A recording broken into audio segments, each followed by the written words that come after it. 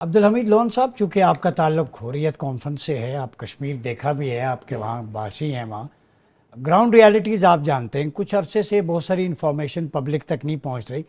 جو نریندرا مودی کا جو ایٹیچیوڈ ہے گجرات سے آن ورڈ، جیسے سید محمد علی صاحب نے کہا، جنرل صاحب نے ہندوتوا کی بات کی، جو ٹیمپل تھا آپ کو یاد ہے بابری مسجد کی جگہ تعمیر ہوا، وہاں گاربیج پھینک دیا گیا مساجد میں، لوگوں کو مارا گیا، سکاف کے حوالے سے جو پابندی ہے.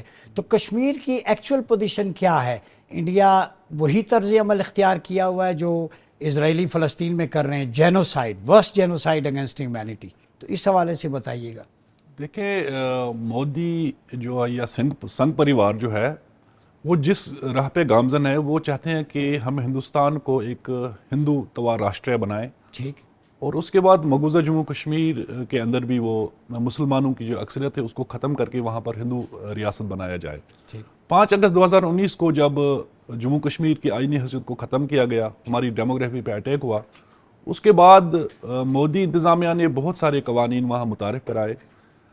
کشمیر کے اندر اس وقت دیکھیں کہ وہاں پر فریڈم آف ایکسپریشن نہیں ہے، وہاں پر ہر گھر کے باہر فوجی کھڑا ہے، ظلم و ستم کی آئے روز نئی کہانیاں سامنے آتی ہیں.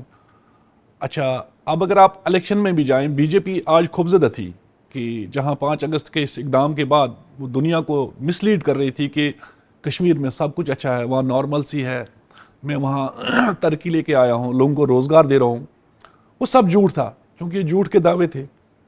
وہ فلم انڈسٹری کی طرح ہے. بالکل اسی طرح جو اپنا ان کا جھوٹا بیانیہ ہوتا ہے.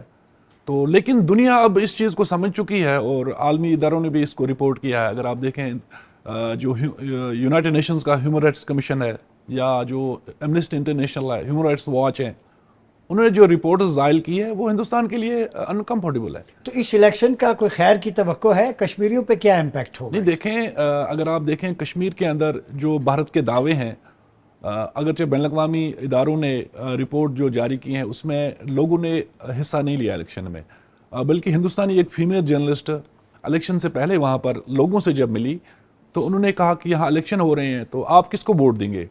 لوگوں کا جو لب لہجہ تھا، ان کی جو باڈی لینگویج تھی، یا جو ان کا باغیانہ پن تھا، بلکہ نفرت کا جو پن تھا وہ بھرپور تھا ان کی ان باتوں میں کہ کون سے الیکشن، ہم کس کو ووٹ دیں، کیوں دے دیں، ابھی فیصلہ کریں گے، ابھی سوچیں گے. یعنی کہ لوگوں کو کوئی دلچسپی نہیں تھی وہاں کے وہ الیکشن. جو سید علی گیلانی نے کہا تھا ہم پاکستانی ہیں، پاکستان ہمارا ہے، تو وہ نعرہ پوری وادی میں گونج رہا ہے ابھی تک. اس میں کوئی شک نہیں ہے کہ سید علی شاہ گیلانی کا جو نعرہ ہے وہ اس وقت بھی مقبول ہے ہر گلی کوچے میں کہ ہم پاکستانی ہیں، پاکستان ہمارا ہے. دیکھیں، یہ ایک ایسا قضیہ ہے جو بین الاقوامی سطح پہ ایک تسلیم شدہ قضیہ ہے، اور اقوام متحدہ کے اندر ہماری قراردادیں بھی ہی. 1947 میں جب 2 ریاستوں کا وجود آیا، اس وقت ہمیں وہ حق نہیں دیا گیا تھا، حالانکہ ہمارے ساتھ وعدہ کیا گیا.